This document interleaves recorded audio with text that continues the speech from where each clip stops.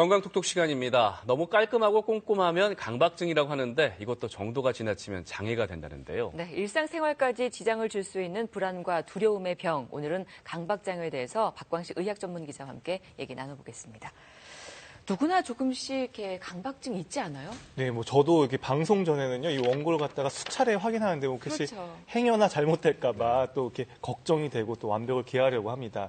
근데 꼭 이런 경우뿐만이 아니라요, 집안일 하는 분들은 이 집을 나서기 전에 이 가스밸브를 꼭 확인하죠. 그래서 가스밸브를 잠그고 또 돌아서서 몇 걸음 가다가 또 혹시나 하는 생각에 또 다시 확인하는 행동을 이렇게 수차례 반복하는 경우가 있습니다.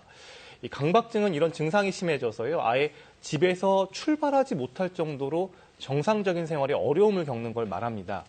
좀 더 예를 들면요, 이 가스 밸브 잠근 걸 확인했는데 이 머릿속에선 제대로 잠그지 않은 것 같은데 또 가스가 누출돼서 불이 나면 어떡하지? 반복적으로 이런 생각을 하고요. 이런 걸 두고 강박 사고라고 말합니다.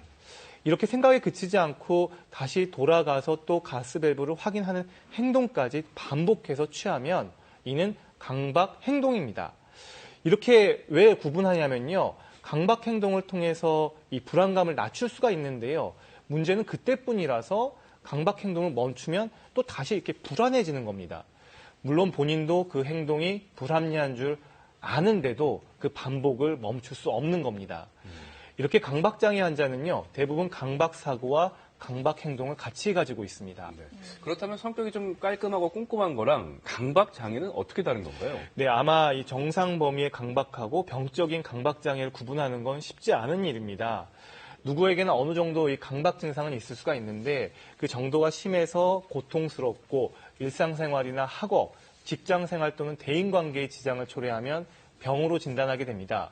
강박장애는 평생 유병률이 2에서 한 3% 정도로 알려졌고요. 정신건강의학과 내원 환자의 한 10%가 강박장애 환자라는 일부 연구가 있을 정도로 흔한 질환입니다. 하지만 실제로 치료받는 환자의 비율은 낮아서요, 발병 후 평균 7.5년이 지난 뒤에 치료를 받게 되는 것으로 알려졌습니다. 이렇게 치료가 늦는 건요, 강박 성격과 강박 장애를 구분하기가 어렵기 때문인데요. 여기서 강박적인 성격은 이제 완벽주의면서 정리정돈이 지나친 하나의 성격 유형을 말합니다. 그러니까 강박 성격은 스스로를 괴롭게 할 정도는 아니고요, 오히려 자기 뜻대로 일이 완벽하게 처리되거나 물건이 잘 정리되었을 때 만족감을 느낍니다. 그러니까 성격은요, 일상생활에 지장을 주지 않는 겁니다. 이게 바로 강박장애와의 차이라고 볼 수가 있습니다. 네, 강박장애가 잘 나타나는 연령대가 따로 있나요? 그리고 네, 원인도 좀 궁금해요. 맞습니다. 이 강박장애는요, 보통 사춘기에서 성인 초기에 잘 생긴다고 하는데요.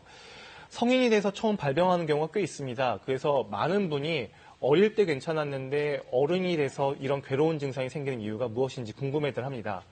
예전에는요, 심리적인 요인이 아닐까 그렇게 설명을 많이 했는데 요즘엔 뇌 영상이나 약물이 발전하면서 생물학적 원인이 주목받고 있습니다. 특히 뇌 신경 전달 물질 세로토닌에 문제가 있다거나 뇌 특수 영상에서 신경회로 영역의 일부 이상 소견이 확인되고 있습니다. 그래서 실제로 약물 치료나 행동 치료를 받으면요, 신경회로가 다시 정상으로 돌아온 걸 역으로 확인하기도 합니다. 네, 그래요. 강박장애 쉽게 고쳐지지 않을 것 같은데 치료는 어떻게 합니까? 네, 치료는 됩니다. 치료에는요, 약물 치료와 행동 치료가 있는데요.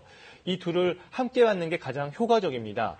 강박장애 치료제로 항우울제가 쓰이는데 우울증 치료할 때보다 더 많은 용량을 더 장기간 투여해야 합니다. 개인에 따라 약물 반응은 다를 수가 있는데요. 인내를 갖고 약물 치료에 임하는 게 중요합니다. 보통 50에서 70% 환자에서 증상이 좋아지는데 투약을 중단하면 재발하기가 쉬워서 장기 투여가 필요한 경우가 많습니다. 또 약물 치료와 함께 이 행동 치료가 강박 행동 치료에 효과적입니다. 가장 대표적인 행동 치료법은 노출하고 그에 대한 반응을 방지하는 겁니다. 다시 말해서요, 환자가 두려워하는 상황, 예를 들어 더러운 물질이라면 여기에 노출을 시키고 보통 뒤따랐던 환자의 강박 행동, 그러니까 손을 씻는 행동을 하지 못하게 하는 게 기본적인 치료 원칙입니다. 강박장애는 흔히 스트레스에 악화하기 때문에 스트레스를 줄이거나 감당할 수 있게 가정 환경을 변화시키거나 심리적인 치료로 도와줄 필요가 있습니다. 정리하면 강박장애는 가능한 한 빨리 치료를 시작하는 게 좋고요. 약물 치료와 함께 행동 치료를 병행하면서 의료진을 믿고 충분한 기간 치료하는 게 중요합니다. 네, 건강톡톡 오늘도 설명 잘 들었습니다. 고맙습니다.